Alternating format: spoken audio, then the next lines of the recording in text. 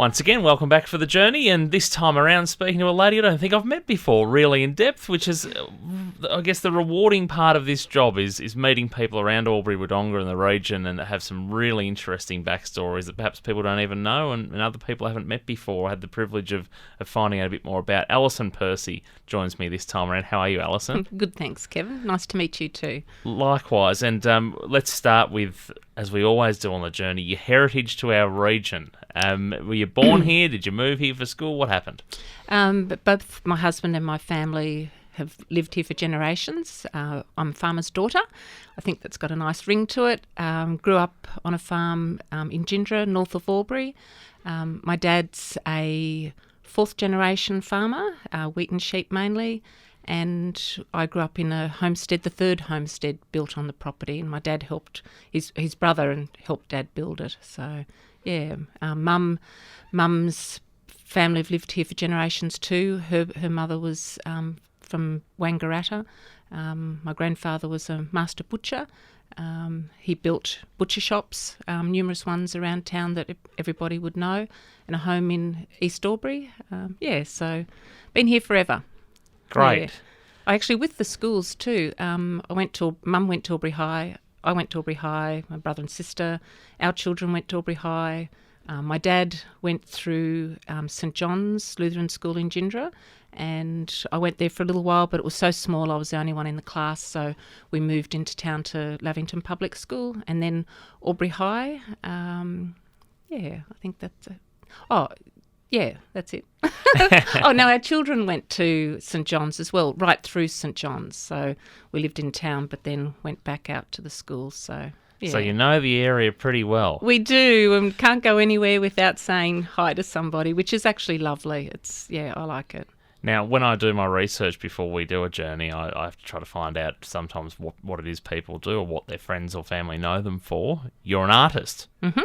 I am. Let's talk about that. Is that something? How did you become an artist?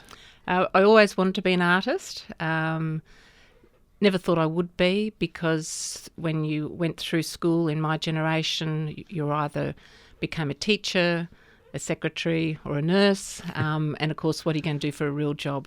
So straight out of high school, I thought I'd do an advanced secretarial course, filling in time. Well, I thought, what am I going to do? Because I just want to be an artist.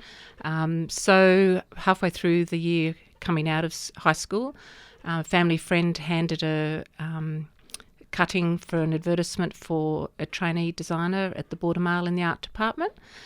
So I didn't want to go for it because I hadn't finished the course, but I thought, well, that's a bit silly. You better, because those jobs don't come along. Got the job, and so design jobs weren't available. There was only one other commercial agency in town, so I feel very privileged to have got the job. And it was I did a lot of illustration work, design. I learnt logo design, copywriting, setting up photography shoots. The skill set that I got has actually, I worked there for 10 years. It's set me up for life, for everything that I do. So. Yeah. It's important to have some of these employers in town. So from that real life experience and probably being able to turn your interest into a career there for that 10-year period, where did you go on to from there? An opportunity came up for a job at Ross Graphics, not Rice Graphics, Ross Graphics. And they dealt with national companies, so I was an account manager and designer with Uncle Ben's. So all of a sudden I was, had to have meetings with brand managers in the marketing department, open plan, a couple hundred people in the room. It was a lot of growing up to do straight away to deal with that, but it was terrific, and a lot of those people became good friends. So, I only worked there for a couple of years because then I decided to have a family. So did freelance work from home, illustration, design work, logo design. When the work came along, I loved it, got into it, and then when I was quiet, it was fine, because then I would just do extra things with the children. So, yeah.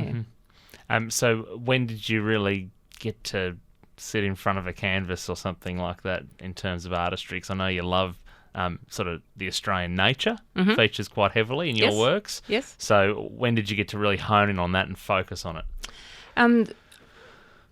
My journey's quite winding. When I was training as a designer, I went to art school at night time. It was Riverina College then. It's now Charles Sturt. Majored in painting. Then I did a couple of years, before that I did a couple of years of ticket writing, show card and ticket writing. Everything that I've trained for in the early days is traditional methods. The design side was with the scalpel. Everything was done by hand before computers. Now I'm upskilled with that. Show card and ticket writing, all the signs in shops were all handwritten. So that's where the calligraphy side comes in. I've done freelance calligraphy as well as interior colour schemes and styling for properties. So it's sort of, and I've not, they've just all come about because of my passion for colour and art and design. So, where the art came back in,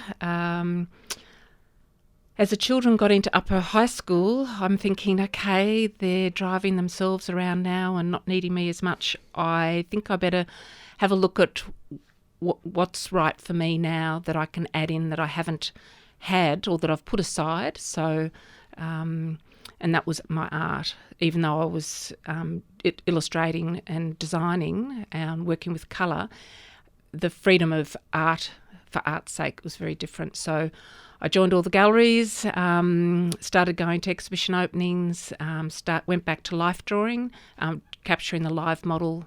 A group of artists would get together and do that. I hadn't done that for 28 years or 27 years, so it was a bit epic, but you gradually got back into it, and I love it, and it's the foundation of the work that I do. So I've been doing that for about 18 months, and I was volunteering at Gigs Art Gallery on the Causeway, and someone said, you don't know anyone that could fill a solo exhibition spot because I don't have enough work ready for it. And I said, well, actually, I've got enough for 4 exhibitions. And it was all nudes, and I'm thinking, I don't know whether I've seen an all-nude solo in Albury-Wodonga, but I thought, well, So anyway, that was early 2015. So I had my first solo, and 7 years later I've had 12 solos, 42 group exhibitions, and another 2 this year, art fairs. So, it's just full-time. I often talk to people about their hobbies and interests outside of work, and the intriguing part here is your work is a lot of people's hobbies and interests. Yeah. So what do you do away from what's your outlet that isn't your work? That's a very good question. I'm working on it. My work is not work, even though it's full-time. I treat it as a business, except for when I'm producing the work. I produce it 100% for me. I don't produce it for sales. I don't do commissions that people are steering me to match this cushion or whatever. I say to them, if I have aha moments along the way in the journey, are you happy for me to run with it? And they say, yeah, that's why we're wanting you to do it, because you're the artist. So it's a win-win there, because commissions can be a little bit daunting if the client's wanting you to do this and this and this. But I think the breadth of my work is long enough now that people can see and know what they're going to get. And I've taken briefs since I was 18 for design, so I know how to talk and what they want and what they like, and then I just be me. So did I answer your question, or did I get sidetracked then? I get sidetracked. I guess it's what is it that you do? That's right. It's a hobby, you were saying. It's the hobby because, I love to read about other artists, go to exhibition openings, artist talks. So I love gardening, going through the Keel Valley, up the Falls Creek, the Bogong High Plains Road, and up onto the Bogong High Plains. We spend a lot of time up there. It's like our second home. My husband's a mad skier, so the rest of the family are now mad skiers. But these days I tend to want to paint plein air, which is out in the open. It's funny, I was along Rocky Valley Lake there one day, and a ranger pulled up and she said, "What are you cooking?" I said, I'm not cooking, I'm painting. So I had the table and the thermoses, and of course I had the painting apron on, and I was doing this with a long handle, so she thought I was stirring. And I've had people pull up. I was painting in Mount Beauty, and a fella said to me, "Have you got a flat tire, love? Do you need some? Do you need a hand?" And I said, "Oh, good, happy painting, thanks." So I love floating on the Murray River on a tyre tube. I love doing that. Love camping, love sleeping under canvas, even if it's raining. I love the sound of the canvas. It's just, and no schedule. That's when that's the only time I really get 100% downtime. The relaxation and switching off. Yeah. And we talk about people in the journey about who you admire. Is there anybody that you particularly admire in life? I mean, it sounds like you like to be inspired. Yeah. I don't go around admiring people, but I admire the qualities in people. I'm pretty down to earth. What you see is what you get. I don't need to be impressed. I love open, honest, caring, sharing people, which sounds pretty basic, but you know when someone's really engaged and talking with you, and I admire those sort of people. It's genuine good people. I do admire people that do good for the community, to make change and aren't afraid of change. So... I like it. The greatest quote you've heard, or is there like a mantra that you like and maybe you've applied to your life? I'm not very good with remembering quotes. I can who they were. Yep, I can sing a song and not know what the words are that I'm singing. I just sing them. I don't know who the band is or what the title is.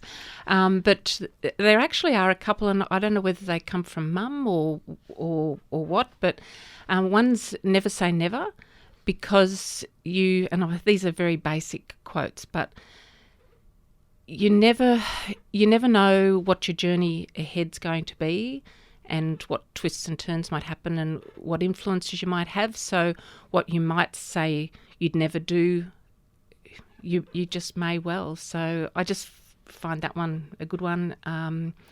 And there was one more. Nothing stays the same forever. And I think that's a really good one, because it frees you to be more open and not so structured and locked into things.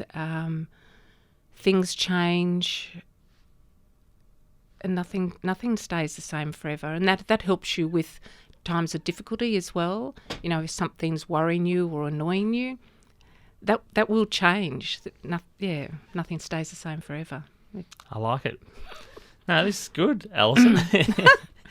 And before we started this, you were saying, about being outside the comfort zone a bit, about even this sort of opportunity and things like that. How we all take these things in our stride. And achievements in life, what do you think the biggest achievement for you has been so far? I think a lot of people would say this, but having family. I've never wanted for much, but when I was growing up, I thought to be happy, essentially in life, if you can be happy, then it's pretty good. And if you find someone that you love and they love you for who you are, well, then that's another bonus. And to possibly have children one day, and to own my own home by the time I was 30. They're just little basic things like that I just thought, if that's what I can get out of life, then life's pretty good. So life has been very good to me. That's it. Well, I guess if your expectations are quite achievable and quite simple, you avoid the disappointment, therefore you're happy. That's right. And that's right. And we've all heard of sliding door moments where people had forks in the road, and I think you've already sort of highlighted one of yours in life where you're still doing a qualification, but you sort of had this sort of what might have been your dream job come up before you were sort of finishing your course. Have you got some sliding door moments in life, or where things could have gone a different way, or you ever wonder if you made a different decision? Yeah, no, I don't.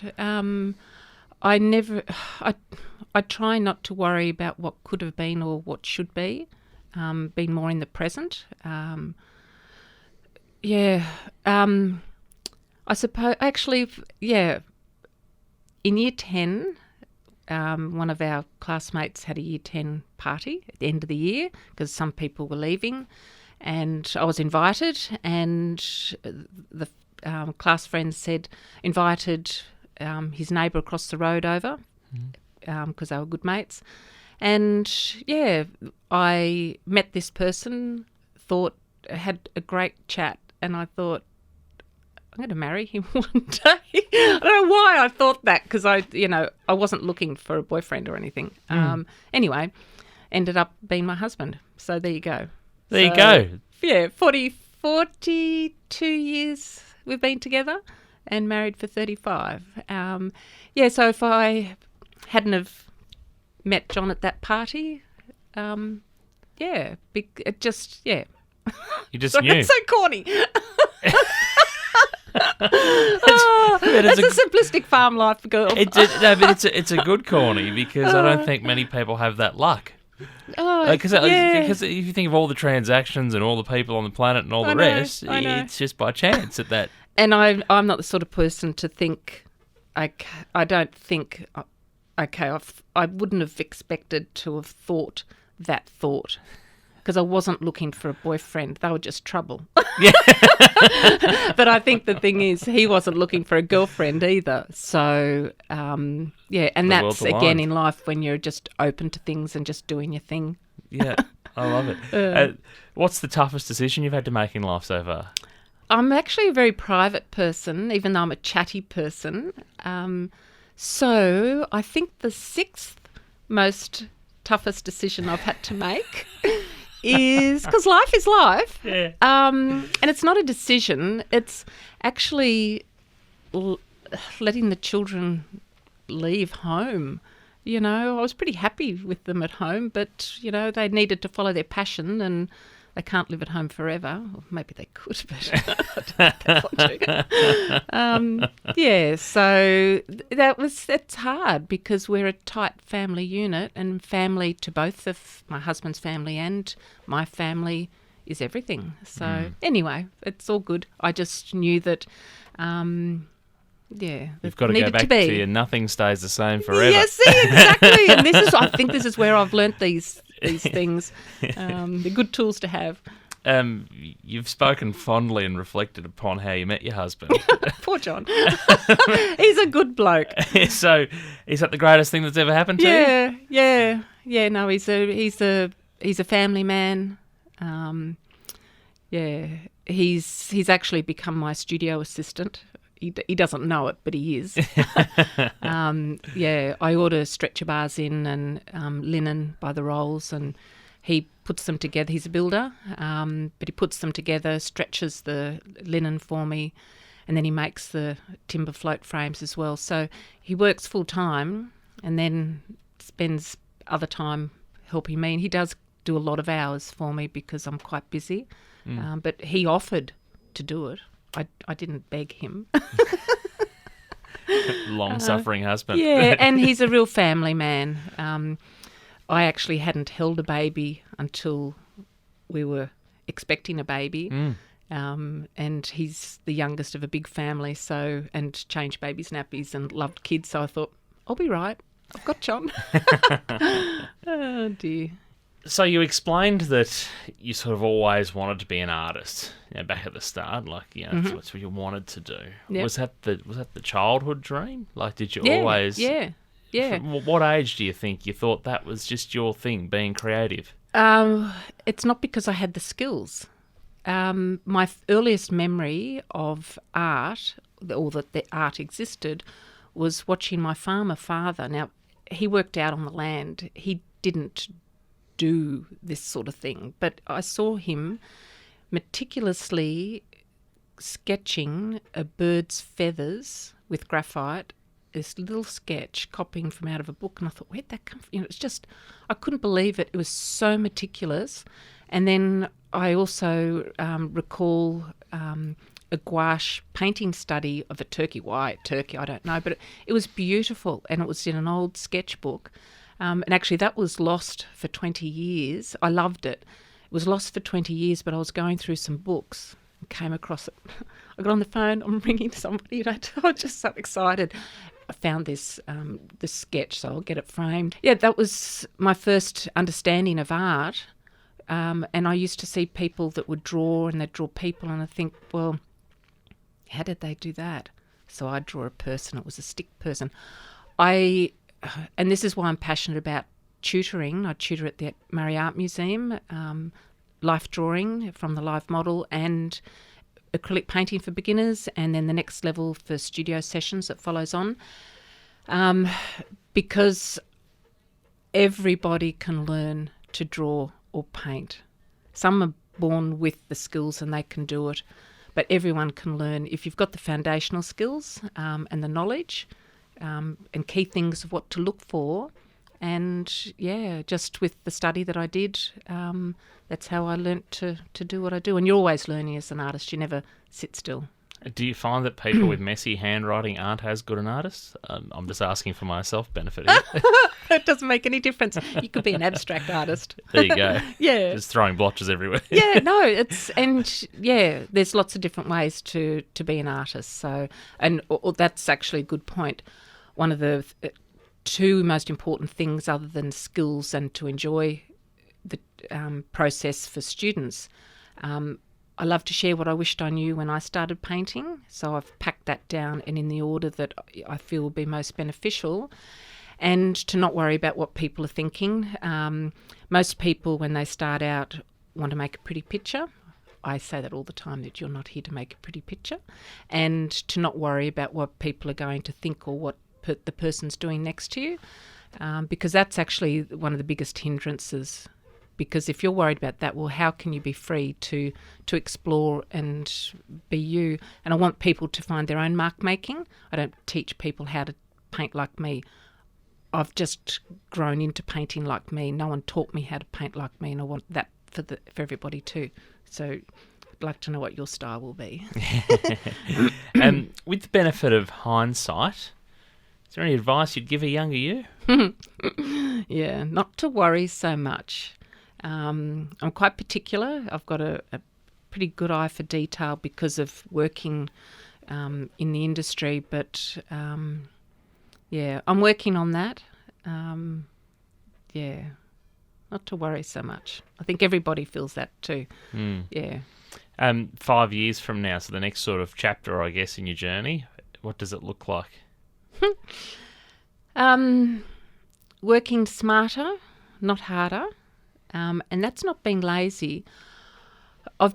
When that opportunity came along for my first solo in May 2015, I've been on the run since October 2014, and that's no exaggeration. I mean, we do sneak up to the mountain to ski and have time out, but it's not real downtime.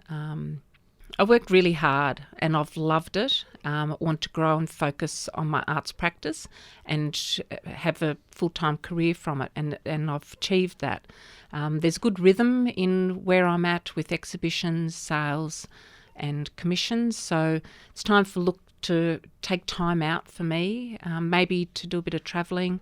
I like to paint out in the open, so John can fish, I can paint. And to keep painting, I can't see myself not painting, but maybe just having a little bit more time for self. So reflecting on your past during this conversation, are you on track to sort of achieve those things you've just identified that you want to do next? Yeah.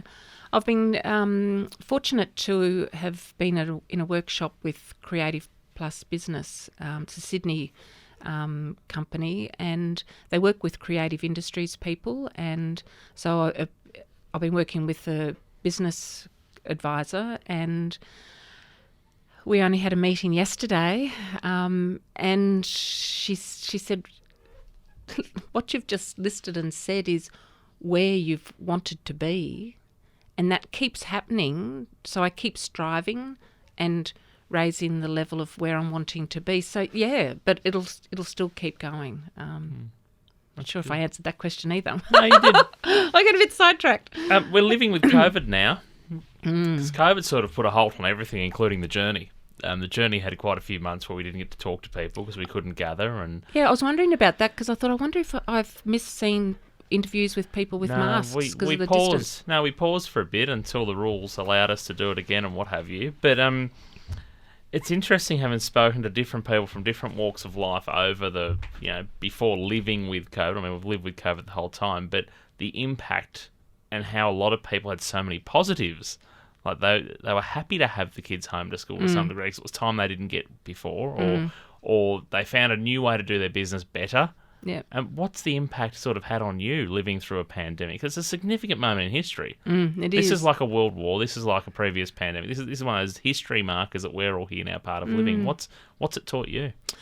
It's interesting because working as an artist in my home studio, you're solitary anyway.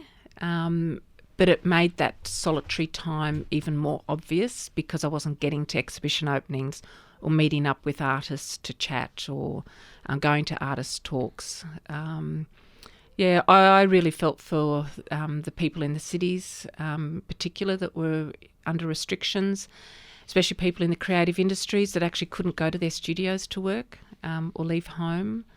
I actually had a major solo exhibition in Melbourne CBD as COVID was coming in. We got up at 4 a.m, had my art box, John built, on the back of the four-wheel drive, full of artworks. Drove down in the dark and, they were shutting the airports. They were getting people to work from home and I'm thinking, and here's us travelling down to the city for this exhibition. I'm thinking, why are we doing this? But of course you can't stop. So we spent a day setting up. John actually, it's a huge exhibition space at 45 downstairs in Flinders Lane. One of the walls is 18 metres, the other one's 16 by 3 or 4 or 5 metres. One of the works actually wouldn't fit in there because of the staircase. So we actually had to take it off the stretcher bars, take the saw through the float frame to get it in, take it in, re-stretch it, re-glue the frames, set it up on the wall. It's epic. Did I say 3.2 metres by 3.5? So it's big work. That day, the next day, the exhibition opened. Opening was that evening and we went into lockdown with stay at home, no number restrictions. So we left the next day with the exhibition in the dark for 10 months, picturing that big work on the wall, hoping it hadn't fallen off. So living in where we live here, we're pretty fortunate with the restrictions. I live in New South Wales, so there was more freedom there. But, when I was tutoring, students couldn't cross the border. People had to stay at home because, they got a message to stay at home. I've gone sidetracked again there. No, what a reflection of what it's done to the arts industry, really. As you said, you've set up a substantial amount of work, expecting crowds en masse to enjoy over a period of time, then it just sits there in the dark. Huge investment too. Yeah. Mega. Yeah.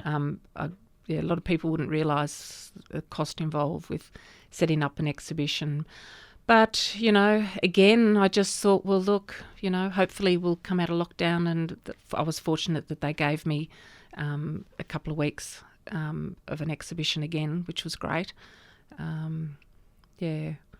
I just loved seeing families walking around with their children, going to parks and having picnics. They never did that before COVID, so, that's a positive. They almost look a bit empty, some of the walking tracks nowadays, compared to 18 months ago. I know.